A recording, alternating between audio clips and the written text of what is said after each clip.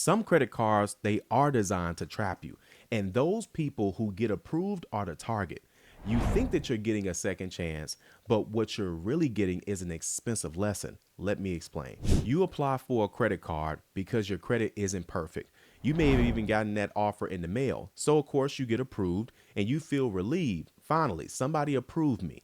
But then you open up the terms and you realize that there's a $75 annual fee, a $100 annual fee, a $12.50 monthly maintenance fee, and not to mention it's a $300 limit, right? Nothing to get crazy about.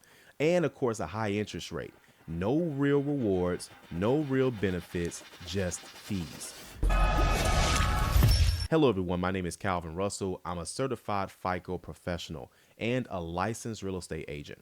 I've helped thousands of people just like you nationwide not only increase their credit scores, but also reach their credit goals, okay? And in today's video, I'm going to break down and show you how to identify predatory credit cards, okay? Because a lot of times people start off with these credit cards when they're starting their credit journeys, but also why they target people that are rebuilding their credit and how to avoid paying hundreds of dollars for almost nothing. Because here's the truth. When your credit score is low, your margin for error is extremely small. So let me give you an example. Your score is in the 500s or the low 600s. You've had a few late payments, maybe even a collection, maybe some high balances. You start getting offers in the mail. It says guaranteed approval, build your credit fast, rebuild your credit, second chance opportunity. So it feels like help. It sounds like help. But here's what most people don't realize. Some of those credit cards are structured to make money off of your desperation. They know that you want to get approved. They know that you want access to money, even though you've messed up some relationships in the past. So let's break down what makes a card predatory. The first red flag, massive upfront fees. If you get approved for a $300 limit credit card and then $75 or $100 of it disappears immediately because of program fees or annual fees, that means that you start almost maxed out. You haven't even used the credit card yet. High utilization from day one. And remember, utilization makes up 30% of your FICO score. For those who don't know, utilization is when you take the balance divided by the limits, okay? It's how much of your available credit that you're actually using. So before you even swipe the credit card, your credit score is already about to go down. That's not helpful. That's harmful. Now let's go to the second red flag, monthly maintenance fees. Some credit cards are going to charge you every single month just for keeping the account open. And some credit cards, like Credit One Bank, they're going to charge you even if you don't use the credit card. That's like paying rent for a credit line. Now ask yourself this, what am I actually getting from this credit card? Now, am I getting some rewards? Are there any rewards at all? Am I getting cash back? Am I getting travel points? Can I add someone as an authorized user? Am I getting purchase protection? Am I getting credit monitoring worth using? Or is it just access to an extremely small limit and, an approval when no one else would give me one? That leads me to my third red flag, extremely high annual percentage rates. Now, let's be honest. Most credit cards are going to have high interest rates, okay? But predatory credit cards usually have high interest rates along with high fees and of course the low limit that they just gave you. So if you end up in a situation where you end up carrying the balance, you're hit from all sides. Now, here's where people don't start thinking deep into this. Not all bad credit cards are bad, okay? Not all bad credit cards are bad. Some secured cards can be strategic, but if you use them a certain way, those are different.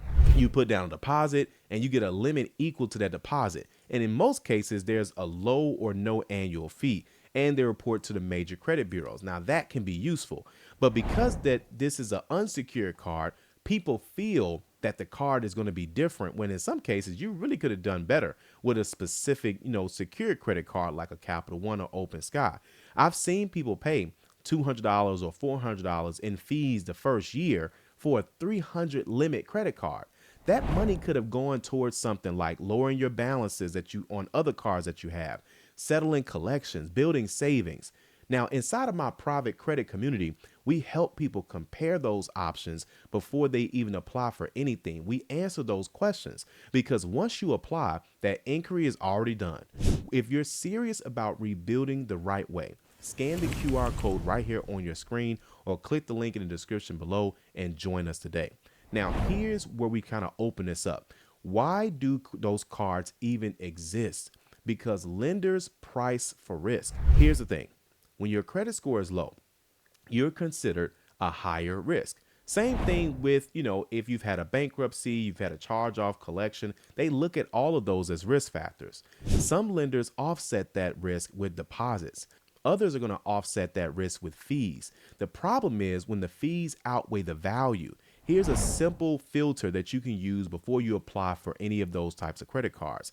Ask yourself these 5 questions. Number 1, what is the total first year cost? Not just the annual fee.